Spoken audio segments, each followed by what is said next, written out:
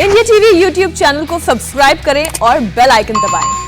इस वक्त की एक बड़ी खबर आपको बता दें, कृषि कानून पर मचे घमासान के बीच ये बड़ी खबर आई है, जहां कृषि मंत्री नरेंद्र सिंह तोमर ने एनसीपी सुप्रीमो शरद पवार के बयान का स्वागत किया है।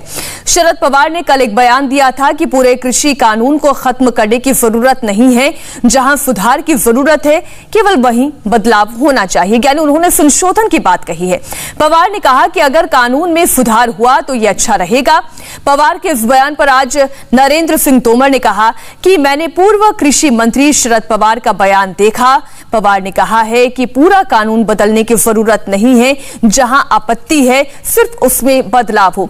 कृषि मंत्री ने कहा कि मेरी भी यही राय है। इसी मंशा के साथ किसान यूनियन से 11 बार बात की है।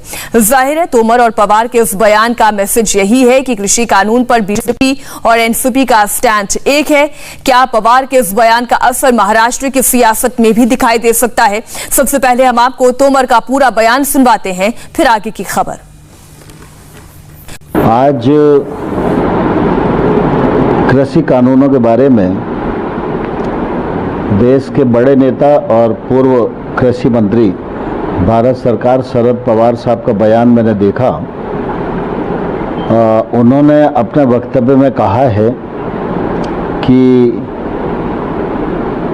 सभी कानून बदले जाने की आवश्यकता नहीं है। जिन बिंदुओं पर आपत्ति है उन बिंदुओं पर विचार करके उसको बदला जाना चाहिए।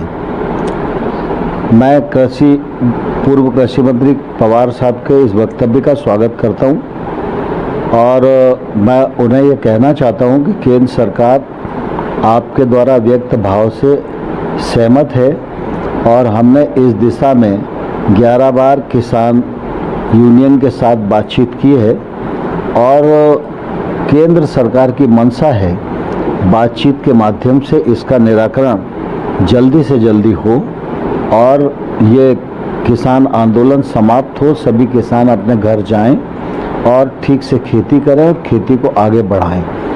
भारत सरकार पूरी तरह जिन बिंदुओं पर आपत्ति है उन बिंदुओं पर विचार करने के लिए खुले मन से तैयार है।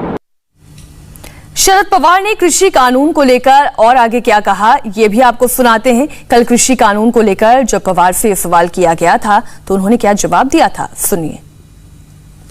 कृषि कानून को पीछे लेने को लेकर आप लगातार कोशिश करें, जो जरूरी बदलाव है उसको पीछे लेने की कोशिश करें। कहा यह जा रहा है कि बीजेपी लगातार दबाव डालने के एनसीपी महाराष्ट्र सरकार से बाहर आ जाए, इस बारे में आप क्या कहेंगे? मैंने ये बात कही अभी कि टोटल विड्रॉ करने की डिमांड है, मगर महाराष्ट्र सरकार का थिंकिंग मुझे ये लगता है कि ये कानून में जहाँ सुधार करने की आवश्यकता है वो सुधार करे।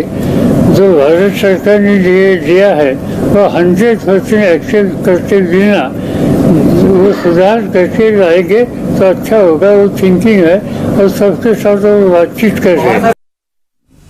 तो ये सोच है और सबसे बातचीत इस पर होनी चाहिए। हमारे साथ हमारे सहयोगी देवेंद्र पराशर जुड़ गए हैं इस खबर पर। देवेंद्र, अब जो शरद पवार बात कह रहे हैं दरअसल वही बात तो केंद्रीय मंत्री नरेंद्र सिंह तोमर भी कह रहे थे कि हम संशोधन के लिए तैयार हैं, लेकिन बातचीत तो हो।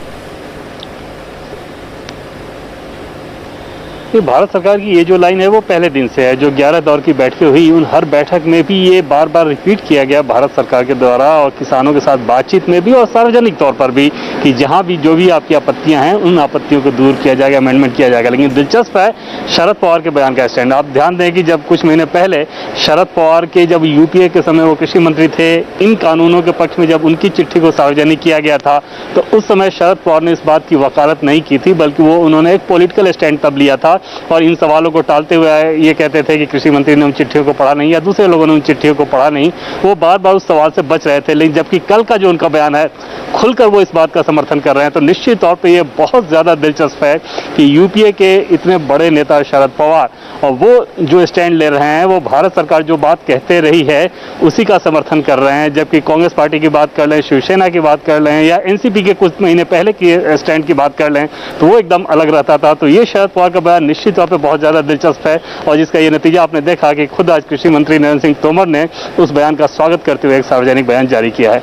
इसके पीछे आपको क्या राजनीति नजर आती है या कोई अलग मंशा नजर आती है देवेंद्र? क्योंकि ये वही शरद पवार हैं कि अगर मैं पिछले साल की घटना याद करूं, जब राज्यसभा के सांसदों ने भी वॉकआउट किया था, इस पर सवाल खड़े किए थे, तो उन्होंने उनके सपोर्ट में भूख हड़ताल की भी बात कही थी। लेकिन अब ये वही शरद पवार है जो ये कह रहे हैं कि कृषि कानून को पूरी तरीके से रद्द ना किया जाए। देवेंद्र, आप बने रहिएगा हमारे साथ। एक बार फिर हम दर्शकों को सुनाते हैं कि शरद पवार ने क्या कहा। कृषि कानून को पीछे लेने को लेकर आप लगातार कोशिश करें, जो जरूरी बदलाव है उस पीछे लेने की कोशिश करें। कहा यह जा रहा है कि बीजेपी लगातार दबाव डालने के एनसीपी महाराष्ट्र सरकार से बाहर आ जाए, इस बारे में आप क्या कहेंगे? मैंने ये बात कही अभी कि टोटल विड्रॉ करने की डिमांड है, मगर महाराष्ट्र सरकार का थिंकिंग मुझे ये लगता है कि ये कानून में जहाँ सुधार करने की आवश्यकता है वो सुधार करे।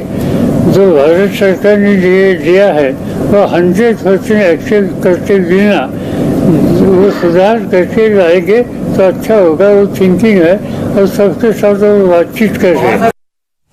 देवेंद्र, शरद पवार का ये बयान क्या उनके सहयोगियों को विचलित कर सकता है? और खासतौर पर कांग्रेस की हम चर्चा करेंगे। यह निश्चित तौर पर बहुत ज्यादा परेशान कर सकता है, क्योंकि राहुल गांधी की आप बात करें, सोनिया गांधी की बात करें, प्रियंका गांधी की बात करें, इन कानूनों की लगातार वो आलोचना करते रहे। इन कानूनों को वापस लेने की बात कांग्रेस पार्टी कहते रही है। और वैसी स्थिति में शरद पवार, जो कि यूपीए के समय में कृषि मंत्री हुआ करते थे, उस समय की उनकी चिट्ठी भी सामने आई थी किस प्रकार से उन्होंने उन कानूनों की वकालत की।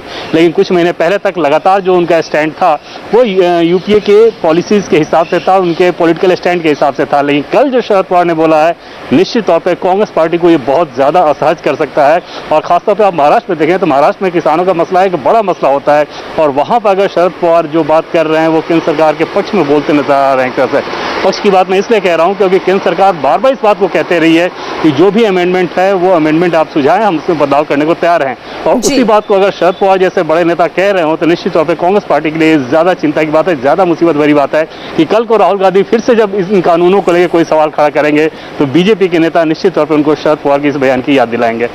जी मीनाक्षी जी, शुक्रिया देवेंद्र पूरी जानकारी के लिए आपका। और फिलहाल हमारे लिए वक्त एक छोटे से ब्रेक का हो गया है। लश्कर के 4 आतंकियों का कैसे हुआ गेम ओवर, देखिए एक छोटे से ब्रेक के बाद। नमस्ते, मैं हूं मीनाक्षी जोशी। वीडियो और खबरों से अपडेट रहने के लिए India TV YouTube channel subscribe करें, बेल आइकन दबाना ना भूलें। जुड़े रहें इंडिया टीवी के साथ।